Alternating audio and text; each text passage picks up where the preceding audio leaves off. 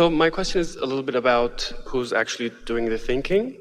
So whatever we receive, we're a perfect vibrational match to, like you say.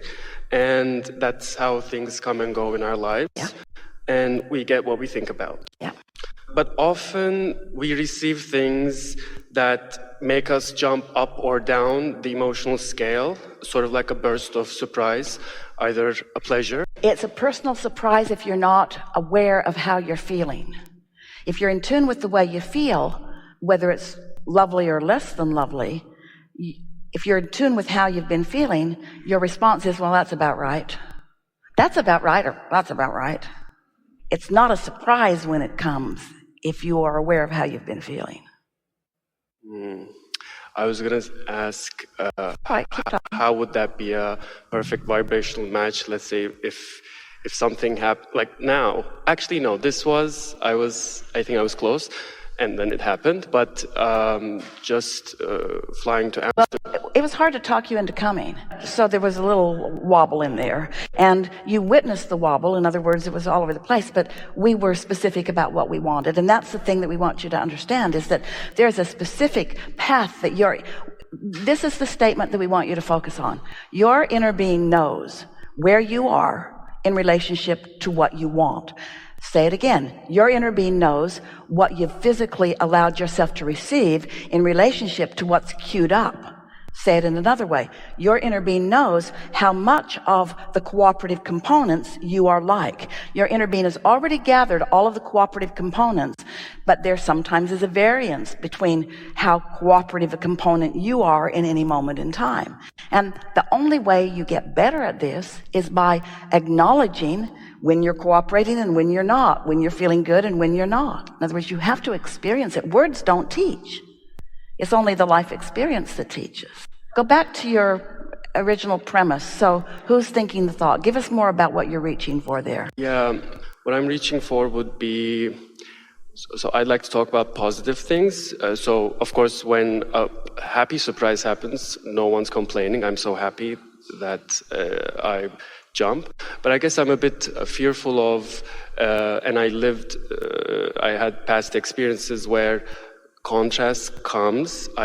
I can go, looking back, I can see I was in a lower vibration, but then something even much stronger would hit, and that would be, let's say, a negative surprise. But here's the difference. Now, are you likely to get on a negative trend and keep it going?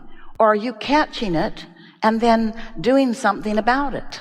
The analogy that we like best to offer is, because of Esther's amazement at the hills in San Francisco, being at the top of one of those hills in her car, taking it out of gear, releasing all the braking mechanisms, and getting out behind it, deciding that she's just going to shove it forward and see what will happen. Now, there's a road before her that she can see is going down right into the bay.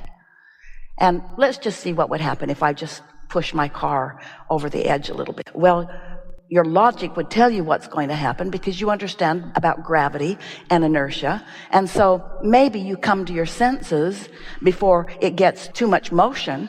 And if right away you realize it and you step out in front of it and it bumps up against you, no big deal. But if you just let it go because you're not paying attention, you wouldn't want to be at the bottom of the hill trying to stop that momentum, because you're not going to stop it. It's going to take you with it right into the bay. And that's what you're worried about, but that's illogical worry, because you're not going to shove it from the top of the hill. You're not going to do that. You know too much. You're not going to harbor a thought that doesn't feel good and keep it going and keep it going and keep it going and keep it going. And when you wake up in the morning, you say, oh, I feel so good. Now, what was it I was thinking about yesterday that felt so bad? What was that? What was that? Oh, yeah, I remember. It's this person or it's this problem. You're too wise for that. You care too much now about how you feel. We don't ever want to give the impression that negative emotion is a bad thing or an unwanted thing. We adore the contrast of your time and place, because the contrast is what produces your desire, and your desire is what summons the energy. That's the basis of all creation. You just want to manage your vibration better. So if you never have a question, you're never going to have an answer. And if you never have a problem, you're not going to have the thrill of a solution. The feeling of becoming moves from being confused to being clear, or from from being not prosperous to being prosperous, or to being hungry and to having a full belly. In other words, the evolution is where the satisfaction is. And your ability to find distinction in the variety that surrounds you is essential to the joy factor. And since you came for the joy factor, you didn't come for the lethargy. Not one of you said, oh, I'll go again. I'll go, but get it all cleaned up before I get there. I just want to get there and observe. You would not like that. If you had a moment where life was not promoting evolution within you, the lethargy of it would suck the life right out of you. That's not how you're wired. That's not who you are. But as humans who are so observant in nature, observant of what you see rather than observant with what you feel, the most important thing that we can bring to you, the most significant thing that you can get from us and know and practice, is that the law of attraction is, and it's responding to all vibrational outputs. And you, dear hearts, have two vibrational outputs. Your inner being is vibrationally outputting on your behalf, is a powerful point of attraction, and you with your conscious mind are too. And the emotions that you feel are the variance between what your inner being knows of you and what you are currently knowing of you. And so negative emotion is such a wonderful thing. Oh, I'm out of sync. You should have seen what went on in this room yesterday in preparation for your gathering. All kinds of equipment being put into place and all kinds of calibrations, light calibrations and audio calibrations, all kinds of calibrations to make it all poignant just for you, you see. Calibrating. Isn't that such a wonderful word? Calibrating. And what you're doing, you're calibrating the vibrations of your being. Did you begin by wanting to know who's thinking the thought?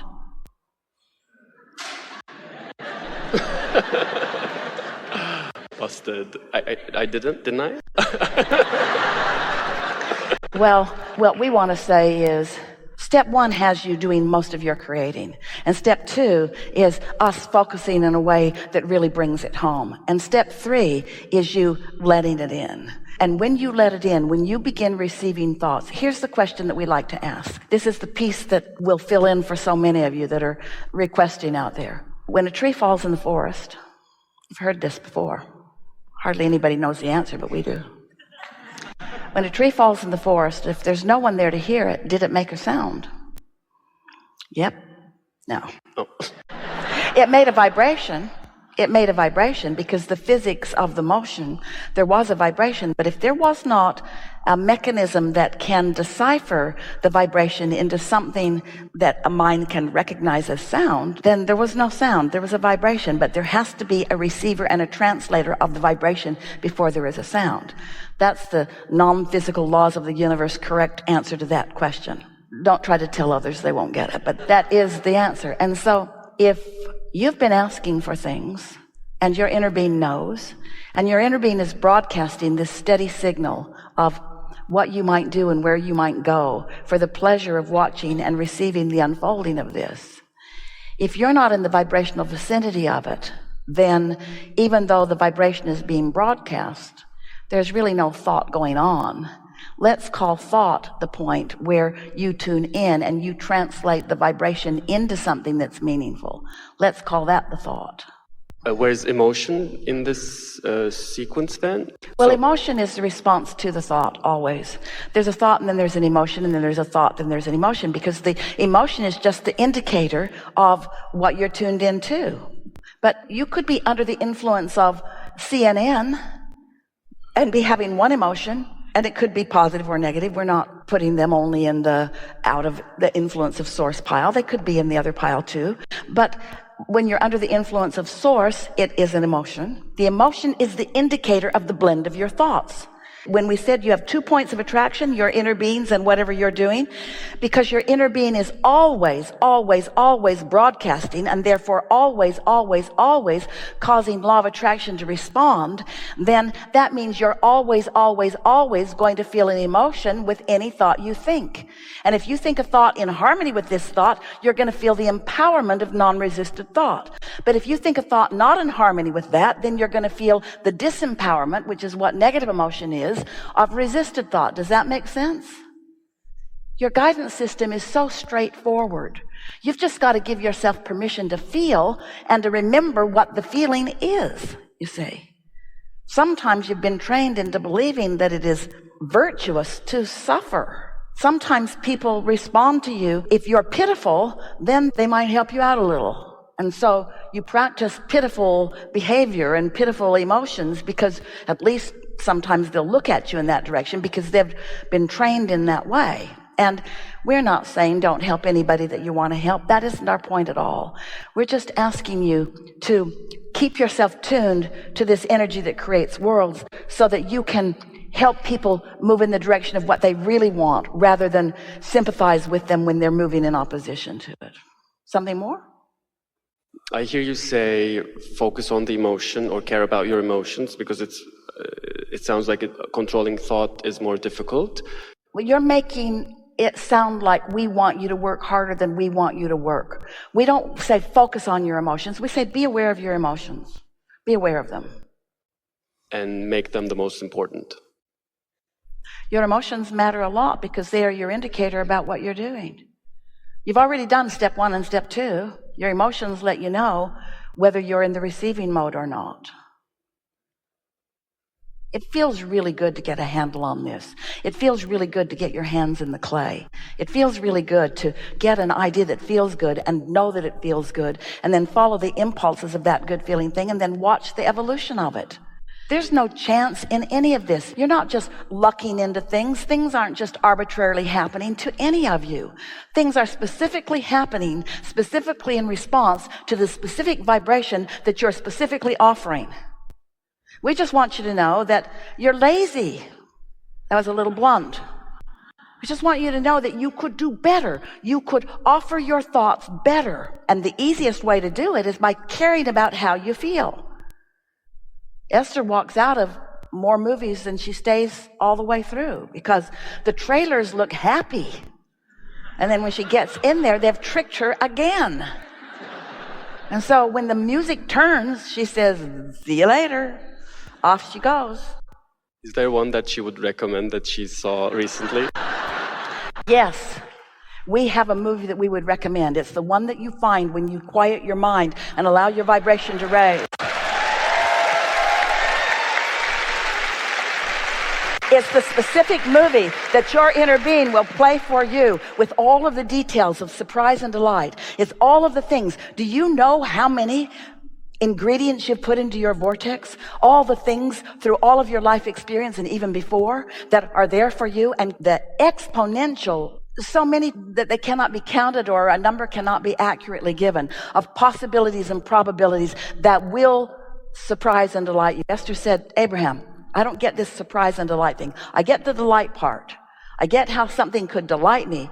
But if I create my own reality, how could I be surprised?" And we say, because the combining of the things that you care about can so interestingly be woven together and presented to you that before you know it, you will begin to feel like you are the center of the universe and that everything that exists for your upliftment and pleasure, for the honoring of you, for the blessing of you, for the acknowledging by you of the worthiness of you. When you start getting a whiff of who you are and how you are cared about and how important you are to all of this, and you let go of that junk you've picked up along your physical trail with others who have been feeling diminished, who have deprived themselves of that connection, have clustered together, and now they're just talking about who the really baddest ones are. When you tap into who you really are, then you'll find yourself loving all of them, even though some of them are sort of confused about who they are.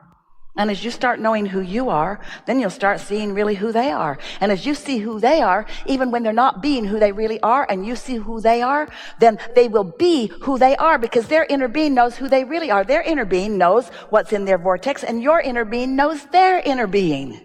This magnificent unfolding, Esther calls it, "Ooh, I can feel the magic is happening right now.